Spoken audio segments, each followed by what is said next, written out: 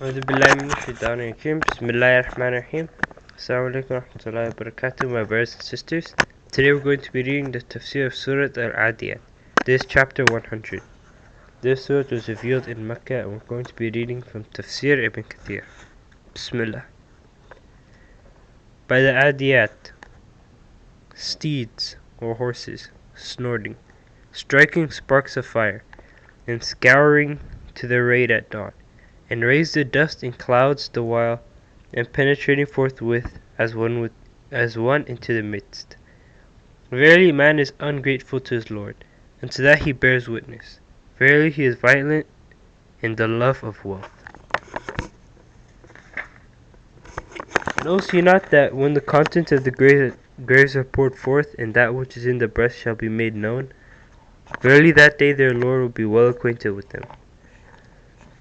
Allah swears by horses when they are made to gallop into battle in his path, jihad, and thus they run and pant, which is the sound that is heard from the horse when it runs.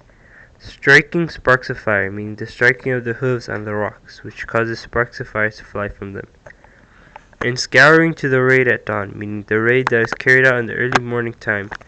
This is just as the Messenger of Allah used to perform raids in the early morning. He would wait to see if he heard the adhan from the people. If he heard it, he would leave them alone. If he didn't, he would attack.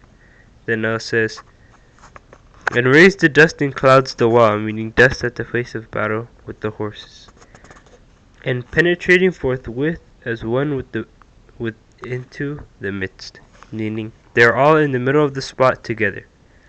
Allah saying, and scouring to the raid at dawn. Mujahid said, this means the invasion of the horses in the morning in the way of Allah. And the statement, and raise the dust in clouds. This is the place in which the attack takes place. The dust is stirred up by it. And the statement, and penetrating forthwith as one into the midst. Al-Awfi narrated from Ibn Abbas that he said, this means into the midst of the disbelieving enemy. Verily man is ungrateful to his Lord. This is the subject which is being sworn about, and it means that the man is ungrateful for the favors of his Lord and he rejects them. Mujahid said, Al-Qanut means ungrateful. Al-Hasan said, Al-Qanut is the one who counts the calamities that befall him and he forgets Allah's favors. Continuing Allah's statement, and to that he bears witness. Atiyah said, indeed Allah is a witness to that. It is also possible that the pronoun he could be referring to man. This was said by Muhammad bin Ka'b al-Qurazi. Thus its meaning would be that man is a witness himself to the fact that he is ungrateful. This is obvious in his condition, meaning this is apparent from his statements and deeds.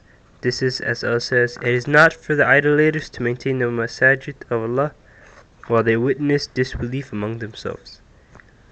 Allah said, and verily he is violent in the love of wealth, meaning, and indeed in his love of good, which is wealth, he is severe. There are two opinions concerning this. One of them is that it means that he is severe in his love of wealth. The other view is that it means he is covetous and stingy due to his love of wealth. Both views are correct. Then Allah encourages abstinence from worldly things and striving for the hereafter. He informs of what the situation will be after the present condition, and what man will face of horrors. He says, knows ye not that when the contents of the graves are poured forth, meaning the dead are in it, that will be brought out, and that which is in the breast shall be made known. Ibn Abbas and others have said this means what was in their souls will be exposed and made apparent. Verily that day their Lord will be well acquainted with them, meaning he knows all of what they used to do, and he will compensate them for it with the most deserving reward. He does not do even the slightest amount of injustice.